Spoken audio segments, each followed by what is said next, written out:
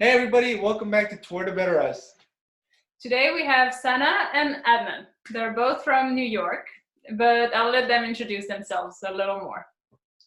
Hi everyone, I'm Adnan. I'm Sana. We're Life Nomads on Instagram, and we started our nomad journey in October of 2018. Yes. And we started traveling around America for a little bit because there were places there that I didn't see yet, and I wanted to explore it before we left. So then we went to Mexico for a little while, and Europe, and now we're in Southeast Asia. Wow. So how long are you planning to do this for? You know, we don't really have an end date in mind. One of the great things is that I still work full time for as a consultant doing tax and accounting, but I'm a full-time employee. So, really, my job is location independent, so it doesn't really matter where I work from. So we're basically doing it until we're tired of living out of a suitcase. But so far, it's been amazing getting rid of all of our worldly possessions and, traveling with everything we can carry. Yeah, it's kind of liberating just getting rid of everything and not having stuff to worry about. Yeah, I think that was one of the things that that made us want to do this, is not caring about stuff and maintaining stuff and making sure things are, it's always such a headache when you have to worry about material things, especially if they're expensive. Then you really care if you break something or damage, you have to repair. So that's also thinking about what to wear every day. I'm just I have 5 things that I just rotate every day. When I get sick of it, I throw it away, buy something new. It's pretty easy. Yeah. I mean, realistically, even at home, when you have a closet full, you wear the same 5 things all the time anyway. Right? Yeah, exactly. For me, especially, I don't know, from a guy's perspective, not to stereotype, but I mean, literally, I had all these work shirts back at home, and I'd wear the same 3 a week and then have casual day and then work from home. So it's you just cycle through the same outfits anyway. So, it really doesn't matter. When we were cleaning out our closet, half the clothes we ended up donating because we literally haven't even touched them in 6 months. Yeah, that's what happened to us. Well, before we left, we're a year or 2 before we were cleaning out our stuff because we read a book on how to properly clean up your space.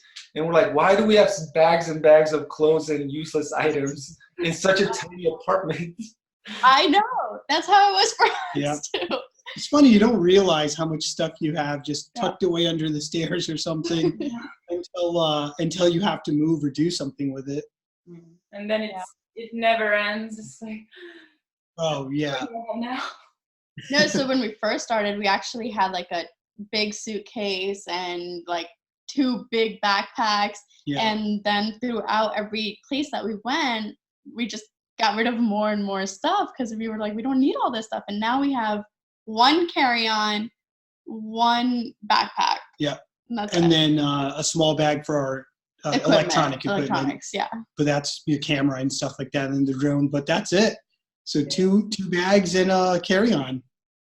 Wow. And it's great. We also have so much We started off better than we did. We started off with a backpack each, a carry-on each, and a big suitcase each. Then we just kind of just carry on, now just backpacks. Yeah, exactly. That's what we learned once we went to Mexico, and just taking the big check bag. We were well, this is way too much stuff to carry. So then we had the carry-on each and a backpack each, and then we're still this is still a lot of stuff because we were moving every Sunday. Every Sunday we'd go to a new place, so we'd have to pack everything and lug it through the city. And European cities are not cobblestone streets. It was terrible. Cobblestone streets. Oh, Portugal, exactly. Lisbon, those hills. Oh my goodness. Yeah, that's when we were I think we need to lose a few. Because we had the suitcases in. Yeah. So how long have you guys been together? So we just had our 4-year anniversary. Waited for him to answer that one. Congratulations.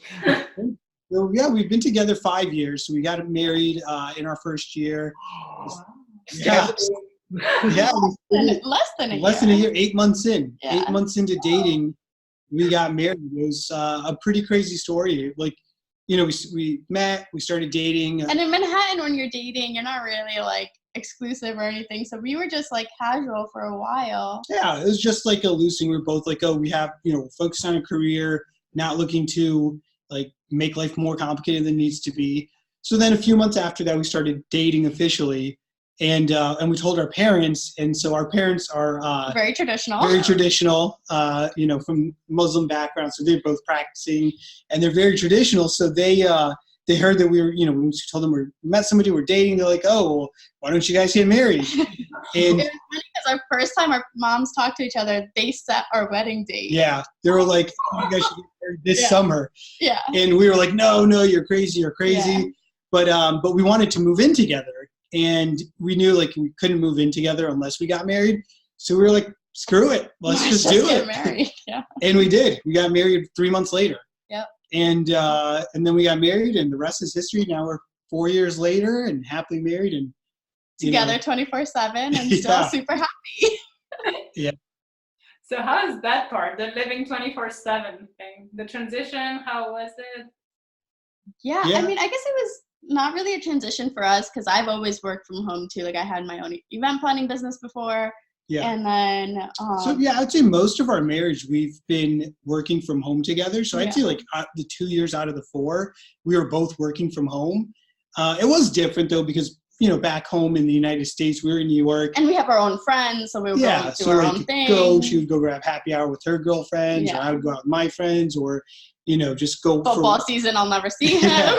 Football season, I was gone, and and we were home in like a neighborhood we knew, and everyone spoke English, so it's easy to like get around. And so we would just take the subway wherever we wanted. Yeah, 2 sets of keys. So it was a little different. Here it's like no matter where we go, we're usually going together. Yeah. Because just because like it's not like it's just not a safe area, but we don't know the area, and you don't want to like I don't want her to go off walking around the city alone, especially at night, because of I'm scared of the bugs. I just like if I see a cockroach, I need him there to squash it because I don't. Yeah, that's true. But safety-wise, I mean, Bangkok is super.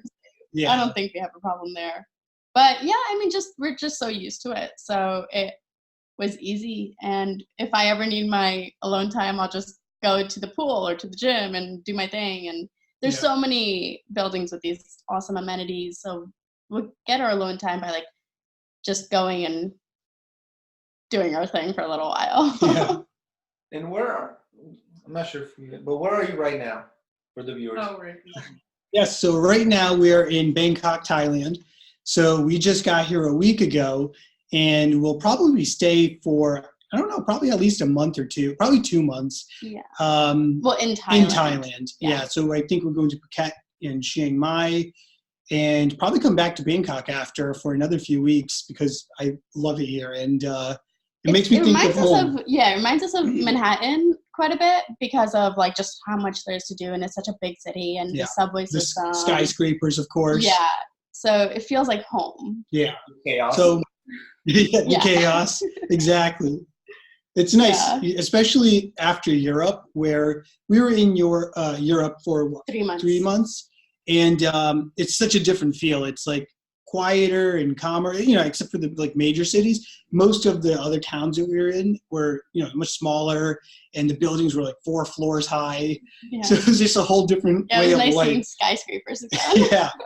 So I was happy to come back to a major city. What's been your favorite place so far you guys have visited together? Or favorite country, I'm sorry. Oh, favorite Mexico. Yeah.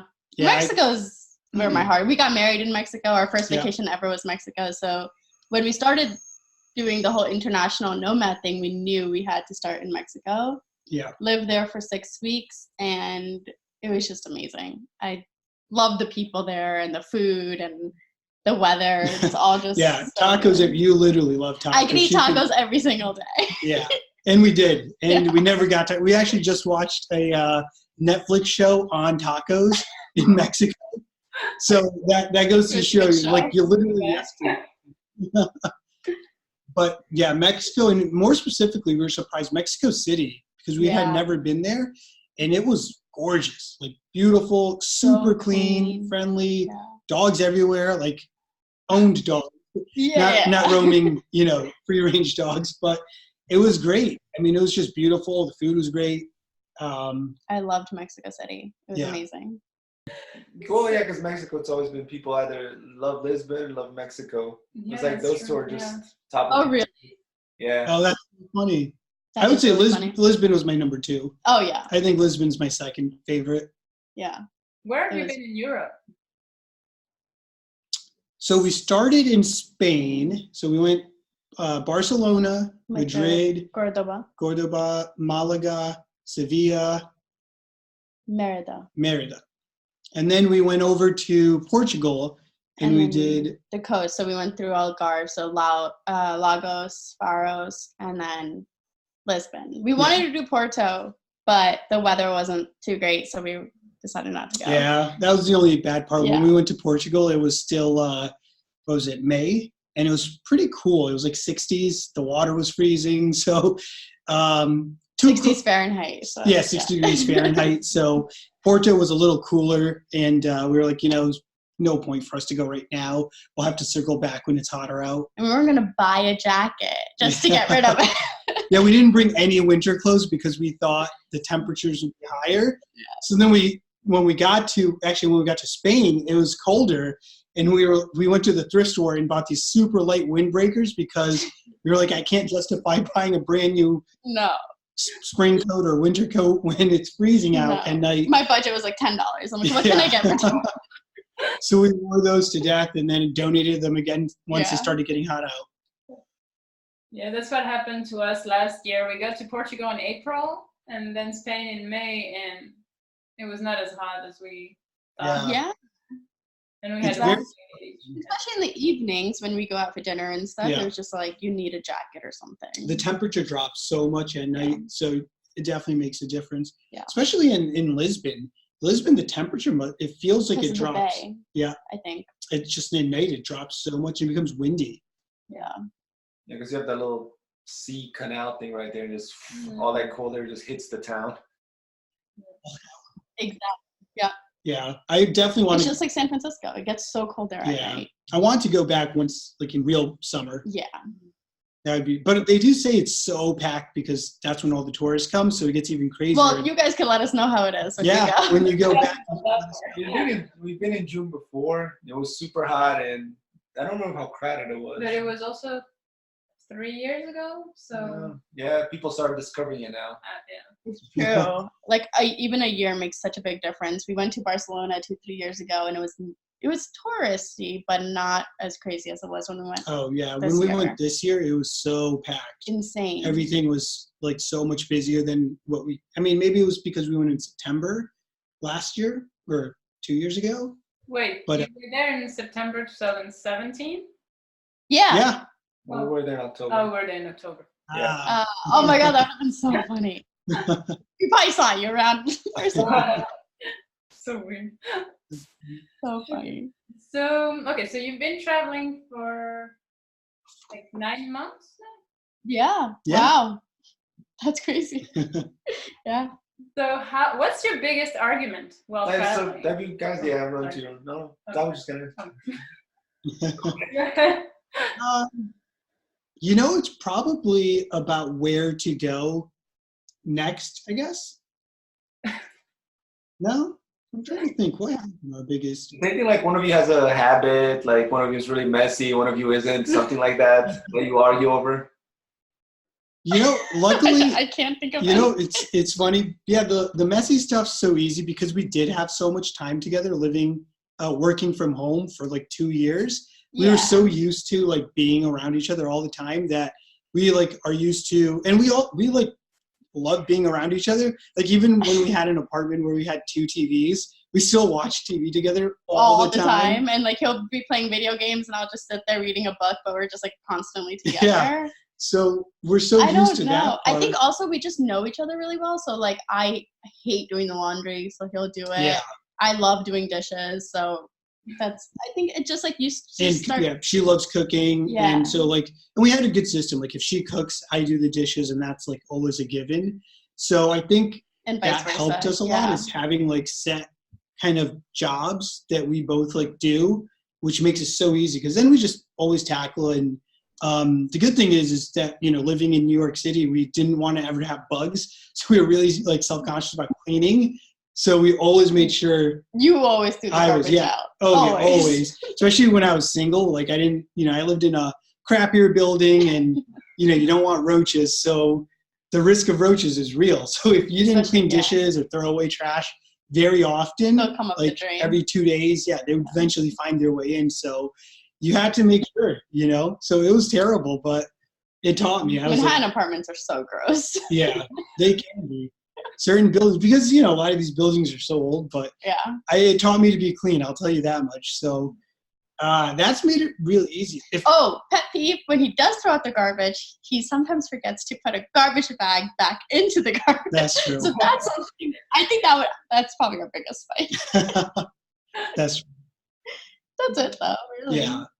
Wow. So It's not bad at all. yeah, it's not bad at all. So then I guess we move on. What's each other's weakness in each other's eyes and strengths when it comes to travel?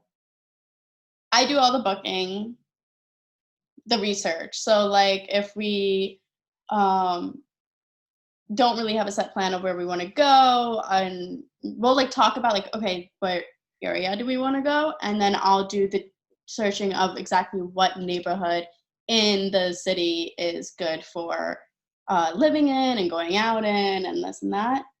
And then you obviously take care of all the finances. Yeah, I'll worry about all of the currencies and conversion and how we're going to, deal with getting cash once we're there and everything else. You're good with the lingo too, the language. So he'll like look up how to say basic words and then he'll teach me. Yeah, I always like looking up, at least, even though like now you have the Google Translate and stuff, everyone says, and I think it's definitely true, even if the country speaks English or a lot of people speak English there, it's just nice to have a few expressions to show. Especially hi and thank you. I think those are like two crucial I always things try to look at that. For weaknesses, I'd say both of our weaknesses, probably travel day once. I don't know if it's everyone, but like we've gotten super unlucky with delays and everything else. So we've had times where things that are like we have flights to catch and we have to go places or meet people, especially if we were traveling during the work week and I would have to log into work usually like 10 a.m. on the East Coast time. So then like if we had travel and it was like delays or whatever, it would always seem to get super crazy. We were in Greece and we were in, what island were we on? We were on Naxos. So our ferry got canceled. We had to book a last minute. There was a ferry strike in all of Greece on July 3rd. And then you had a client call. Yep, and I had a client call. So, and I had a meeting that day too.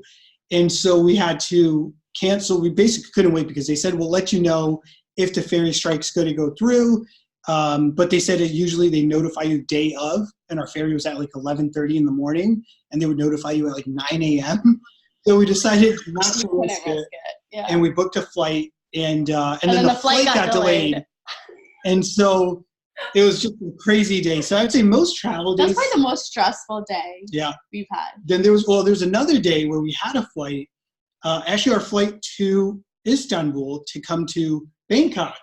And no, not that flight. Our flight to Albania. Scratch that. It was our flight to Albania, and Sana got her boarding pass online, but she didn't resend mine because it said previously sent, and I didn't realize I had it, but like wait until way later. He made me feel very bad about not sending him the boarding pass, and then 2 days later we find out that he had it. Turned out it was in my other email, my personal email. But we got to the airport, and the line to get your boarding pass was insane, and nobody would help us. It was in Italy, and they would refuse to help. So I told Sana to go through and make sure she could stop the plane. Yeah. She got through 20 minutes before the flight was supposed to take off, and the people at the security wouldn't help us. I was still waiting in line when she was at the gate trying to get my boarding pass. And then I'm like asking the people at the gate, can you print out this boarding pass for my husband? Like the check-in counter is not being helpful. She was so rude. Oh my gosh. She was just like, nothing get was away, working. don't come near the counter. And then it turns out that the whole airline had delays. So all the flights were delayed like an hour, but I was running through the airport going from counter to counter trying to get anybody to give me my ticket. And then security was forever, and the security control wouldn't let me go through. But luckily I got there like 45 minutes after our flight was supposed to leave. And as soon as he got there, they started boarding. Yeah. So that was really stressful. Yeah. Wow. So yeah, that's been our weakness is handling the stress. Because I'd say we get irritable pretty quickly. Once things start going wrong, we're like, oh man, this sucks. And we take it out on each other. Yeah. So And then afterwards we laugh about it. Yeah. So yeah. the same though. There's not one that's more calm. So No, I'd say I'm a little more calm. I usually am. She's like, eh. I guess we're both. You know what though? Because we actually did miss a flight once when we were going on vacation. Yeah. Yep, we were going on vacation and we missed a flight by like 10 minutes because the Also, subway we was didn't delayed. miss it. We missed check-in. We missed check-in by The 10 flight minutes. was still there for an hour, but Yeah. they didn't let us check in. Yes. So they, but we could have made it through, but they wouldn't let us check in. And so we missed our flight, and it was the only flight going that day. So we had to buy brand new tickets, and it was only a 3 or 4 day trip. So we were didn't like, want to miss a what do whole we do? day. Miss a whole day or just pay for last minute tickets? So we ended up having to do that. And I So think that's a big lesson learned for you, and you're Oh, just like yeah. so paranoid about missing flights. Yeah, that's why it's like PTSD. I just go back to that day of, oh no, $1,000 flights, no way, Not again. not again, for economy. Was it hard for you guys to leave everything, behind and start this? Yeah, for me, definitely. I think more Yeah, so than you. I have 2 nephews and a niece, so it's just so hard not being there for like their first birthday and like just big moments like that. And I try to FaceTime them as much as I can, but again, they're like little babies. They don't really know and understand like who I am or why am I behind the screen. And it's not the same as Yeah. being there and playing with them and yeah. holding them. And your side of the family has a lot more. And you guys used to see each other more, like son's family. Well, I lived with my family until we got married. So I've always been very, very close to my parents. And then you'd visit pretty often. Like every 2 weeks, we would go to New Jersey to visit her side and stay the I weekend. would go every day if I could. Yeah. And when we had 1 year where we lived in Jersey City, New Jersey, and so she I was would there a visit lot, like yeah. multiple times a week. So it's different with me. With my family, I'd see them like once a month. We'd go home, but we talk. I think I talk to my But your mom every sisters day. also like live independently, and everybody's and just kind of both doing of my their own sisters do their own thing. So we talk a lot, but it's like we don't need to see each other physically. So, and when I was single, I would go home like every 2 or 3 months, but I talked to my mom thing every day. almost every day. Yeah. So it's just different. So it was easier for me. And Like you talk to your mom more than I talk to mine, but I Yeah. feel like I need to see them more. Yeah. So for us, it's easy. We'll just talk or FaceTime. It's like, oh, okay, 5 minutes a day, And check for in. me too, it would be like that, but not with babies. Like when it comes to kids, I think it just makes it a lot harder. Yeah. And for me, when I moved to New York City, like back in 2011, I moved to New York. It's like 2.5 hour drive away, but it's not an easy, obviously I'm sure everyone knows New York traffic supposedly really is as crazy as they say. It could take hours. So, it was hard to go back and forth a lot. So when I went to New York, I wasn't home too often anyways, and I would see my friends less and less often, especially once they got married and having kids. So I feel like I already kind of left my life back in Connecticut when I moved to New York in 2011. So, so for me, it wasn't as hard to kind of get used to that isolated lifestyle and having to start, making friends and learning. Yeah, my mom calls me every day saying, "Come home." Like, what are you doing? Aren't you bored? Come home. And I'm just like, no, not yet. So how did you decide to travel together to start that? Oh, that was so funny. Yeah. It was so random. So it's funny, actually, when we were dating, I used to tell Sana all the time, like if I ever lost my job, I would just take my savings and run away and travel the world. I thought he was like joking, and I was like, oh, ha ha, very funny. Yeah. So then, that was like while we were dating. And then last year, actually this time in July of last year, Yeah. we were hanging out at home and we were just talking. And the job I have now is very remote. Like I hardly ever had to go to the office. All of our clients were scattered throughout the world anyways. Mine was way more demanding. I had to go into the office every day, and they were pretty strict about it. Like, you had to earn your work from home days. So, but like, my team was in San Francisco, so I never met with anyone in the office. I was just sit there in the corner, do my thing, and I'm like, this is so pointless. Like, I could do this from anywhere in the world. So I talked to my manager, and I was like, oh, thinking about just like working remotely more. So then I started working remotely, and then we were like, wait, if we're both working remotely, why are we spending so much money in Manhattan? Yeah, it was also for me, like, I was already working crazy time zones because we had clients in Asia and Australia and then in Europe. So I kind of had to be available whenever clients needed. So that was, another trigger. And obviously the fact that we could both work remote anywhere. Our lease was ending in a few months, and we were like, oh, what are we going to do? Like, find another place in the city, because we didn't want to live in our neighborhood anymore. Well, we moved to Brooklyn from Manhattan. So that was a huge change. So we moved to Brooklyn thinking like, oh, we want more space and a bigger apartment in the backyard. And one of the downsides of that is that it's like way more spread out. And so everything was like much further. And you have to take the subway everywhere you go. You have to take the subway everywhere. And the bars and restaurants are like 15 minutes apart, walking. So it was just which is so normal everywhere else. We were just spoiled because where we lived in Manhattan before that, we were in Midtown, and like everything was like 10 minutes away by subway, and then like our own neighborhood had a bunch of restaurants and bars. But then we were like, oh, should we go back to Manhattan and like pay these crazy rents, or like why not? And we were like, we could literally spend the same amount of money living anywhere in the world.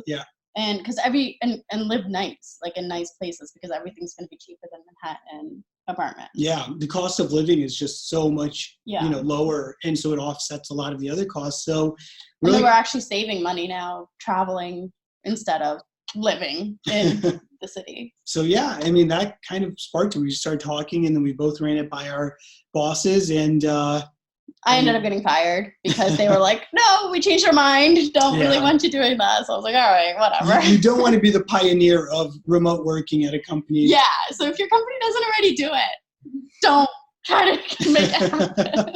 It probably won't work out. Yeah. A lot of people get pretty upset when they hear that you're allowed to work remote.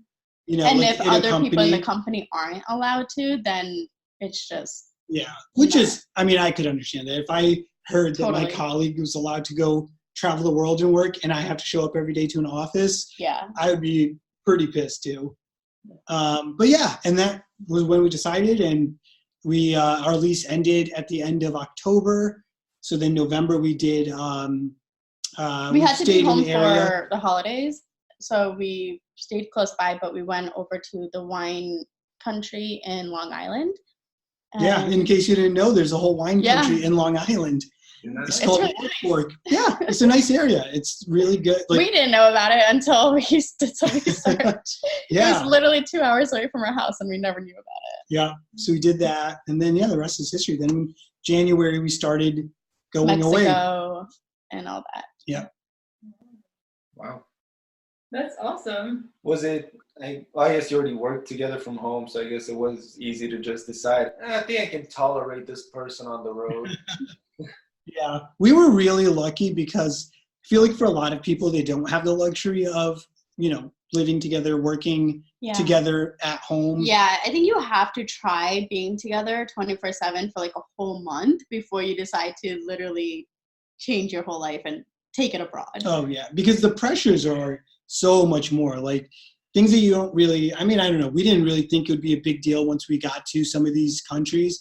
Like, basically, once we left Barcelona, the number of English-speaking people dropped dramatically, and we had to, luckily we did live in Mexico. We took Spanish for multiple years, so we kind of knew a little bit. Spanish is good for us. And then I thought it would be similar in Portugal, but it's so different. It's funny because if you look at the words, it's spelled very similarly. Yeah. So you think it's going to sound similar or whatever. Yeah. But then a Portuguese person would speak, and it sounds nothing like Spanish. It sounds like almost. Yeah. It was so the words I like. They're one letter different than the Spanish version, but It's a sounds completely nothing different yeah. word.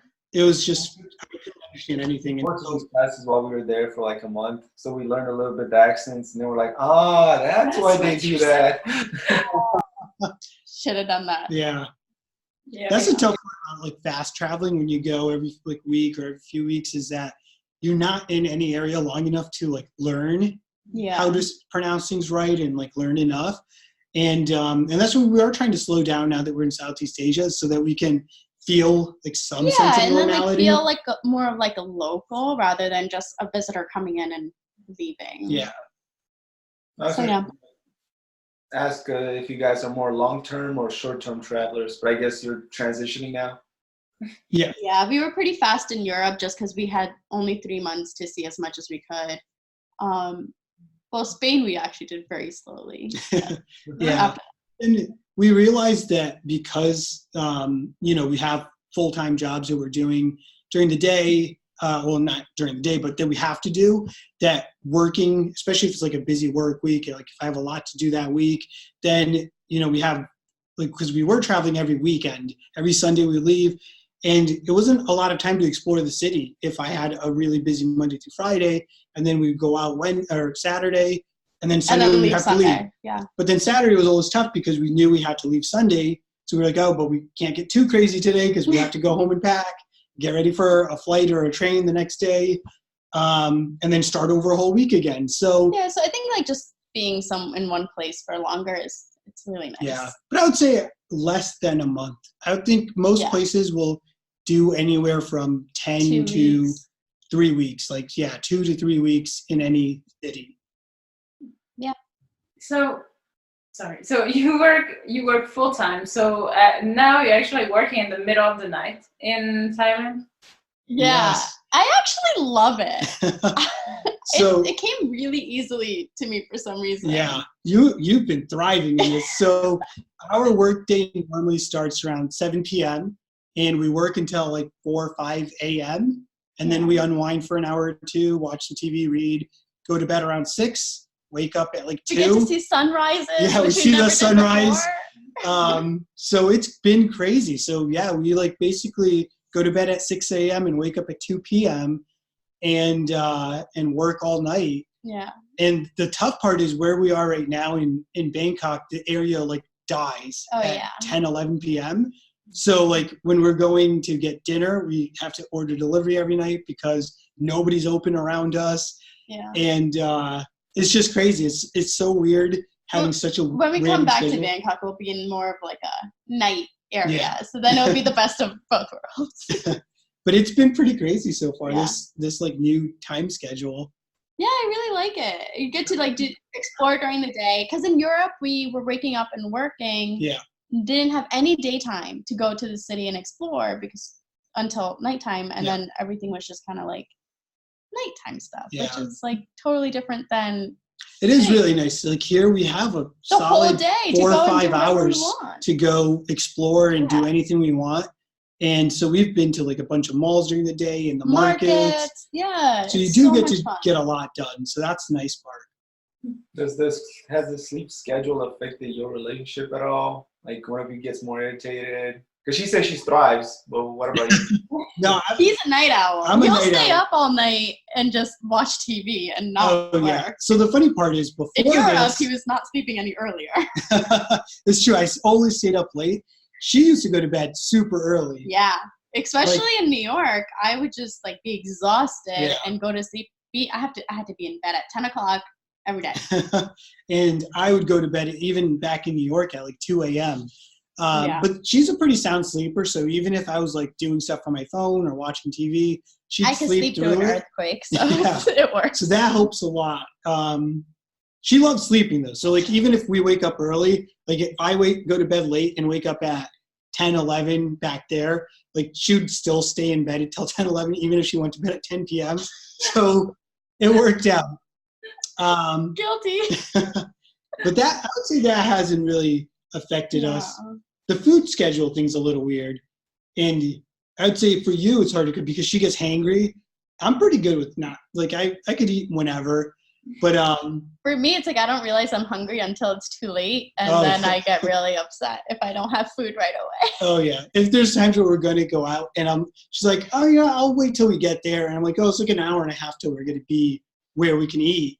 She's like, oh, I'm fine, I'm good to go. And then like 30 minutes later, she's like, oh, where's the food? I'm so mad. This train's too packed. Yeah, so I think we don't get mad at each other as much as we do at the situations. But yeah, I think so far so good. Yeah. I've been liking it. That's actually also been another kind of nomad couple universal thing. It's like Yeah. they've learned not to get mad at each other. It's really the environment that's the issue. Exactly. Yeah. And that's something we actually learned because before, at least for me, if I was upset at something, I wouldn't know how to control my own emotions myself, and I would project that onto you, and you're like, I'm literally miserable also. Why are you making this worse? Yeah. I would say it's helped a lot with like Our growth. our growth and being able to, because yeah, when we do get upset or like when we like, especially beginning in the earlier days, like not like it was that long ago, but I feel like everything feels like it's like exponentially longer when you're It traveling does. together. Yeah. So in the first few months when we get mad and like kind of take it out on each other, we learned that, since we are confined like in such tight spaces all the time and, And like, just remembering that the other person is literally going through the same exact thing Yeah. as you are. So just commiserate instead Yeah. of like, exactly. Commiserate instead Yeah. of like taking it out and making the other person like more upset Yeah. at a situation. And we just find it so interesting how pretty much all the nomad couples evolve the same way and learn the same things. oh, that's so funny. That is funny. Yeah, you guys have a really unique viewpoint, I guess, into Yeah. kind of like, like a mass study on nomads and how the relationships evolve. Yeah, that's That actually must be- like a really interesting data that you can probably put together and sell one day. From each one, we try to take the lessons and compile them after. So it's like every few interviews, we make a little video with just the lessons. And then, we either try to apply those lessons, see if we have used those lessons ourselves already, and hopefully pass them on to other people. Because we started with like it was more of a selfish thing because we were like butting heads on the road. So like, okay, how do people on the road deal with this? Yeah. What are their solutions? Maybe we should ask some. Is that how you guys started interviewing nomads? That's Yeah. so cool. Yeah, that's That's awesome. really smart. And it's cheaper than therapy, I guess. There you go. It's true though. It's on the road. There's so many stress points that could come, like we said, delays, having to try to get a message across to somebody that doesn't speak the same language, especially if you are lost and have like, especially before when we had more bags and we're sitting there trying to find a unit or waiting for somebody to let us in and like all I these hate that. crazy things. Because I'm so like, I make sure I tell the Airbnb host exactly what time I'm going to be there. And I'll tell them like, an hour before I'm going to be there in an hour. Yeah. I'll be there in 20 minutes. I'll be there in 10 minutes because I hate waiting for them to show up. When after a travel day, last thing you want is to wait outside an apartment waiting to get in. Yeah. There's been a few times we've had to wait like 40 minutes, an hour. And like, we had an early flight, so we didn't eat yet all day. And I got hangry. So it's definitely, but there's so many things that could cause it. So Yeah. I think that's the number one thing that we took away is just don't get mad at each other or like take it, like make sure it's just kind of voicing your concern and realizing you're both going through the same things. Yeah, that's the most important thing. Do you guys know your plans going forward after Thailand, or are you just kind of going with the flow? We have like a rough itinerary of just places that are on our bucket list of where we want to go, but no like dates and how long and all that. But I definitely want to go to Indonesia, Malaysia, Singapore, Hong Kong, Tokyo, and all that. Yeah, for the most part, we're pretty loose with our travel plans. We basically Google flight search or like reverse search destinations and see which places have direct flights and like are pretty cheap from where we are. And we just are going to hop around place to place based on whatever is cheapest. So, you know, And for I think that flights. really helps with budgeting too. So if you like pre-plan everything, then you're kind of stuck with Yes. having to book a flight that may be more expensive, you know, on another day.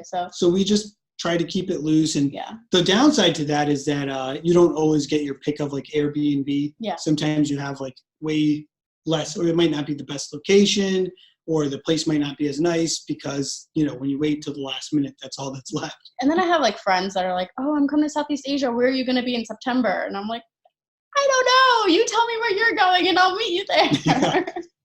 Yeah. But, so it's like a little hard planning trips around that. But Yeah.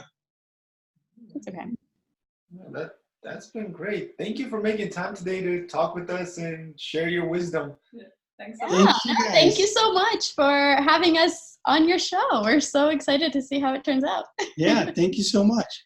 But before we head out, what are all your social media handles people can find you at and get information from you at if they have more questions? Yeah. Our Instagram is at Life of Nomads with an underscore at the end. And our Facebook is at Life of Nomads. And I think that's all. it. You have a blog. Oh, yeah. Oh, our blog, yes. So, okay, so we actually wanted to blog and all of that, but we realized that it just didn't come naturally to us. So in all the vacations we've ever taken, I don't have a single picture. So like taking pictures and recording and all that, it just like, it's not natural to me. And I always end up hating it. And we would actually fight a lot. Yeah, during I'd those say that was days. probably the most stressful, was Yeah. trying to fit into the vlogging, like, because it didn't come natural to us, holding a Yeah. camera, like, and, you know, doing a narration as we were like walking through these beautiful places didn't come natural to me. And we're in this gorgeous place and we end up just like fighting over the lighting or like something that we're saying. And it's like so silly and like the angles or whatever. And I was like, let's just put it all away, enjoy this how we want to, and just document it our way, which is basically just Instagram. Instagram for that, and our website, the blog, is lifeofnomads.com. And I think we're going to go back to kind of one of the things that we first started when we were doing And this. just is providing tips on that. Yeah, things that we've picked up like from our experiences, you know, like cell phone hacks and travel hacks. And like now we're probably going to write about visa hacks because we didn't realize we actually had to leave Europe because our visa was I didn't expiring. know that we can only stay there for 3 months until the mean, lady at the immigration office was like, what's your plan? Yeah, I was like, what she do was you like, mean? do you have a exit flight because you're only allowed in the country for another month, or in the Shenzhen area for another month? And we were like, oh, okay, yeah, we have a flight that we're going to book. Then we went home and researched it and found out there's nothing we can do. And so we'll probably put out stuff like that next. So like, just like more useful tips on our blog versus like itineraries and actual like things to see and do in the places we go. Yeah. All right, everybody, you heard them. Go check them out. Apparently there's a wealth of knowledge. There we go. Thank you so much, guys. Thank you. And hopefully we'll see you in the future and maybe throughout our travels. Yeah. Definitely. That would be you. awesome. Let us know if you're ever in the Southeast Asia area anytime soon. Will do. Bye. Bye, guys.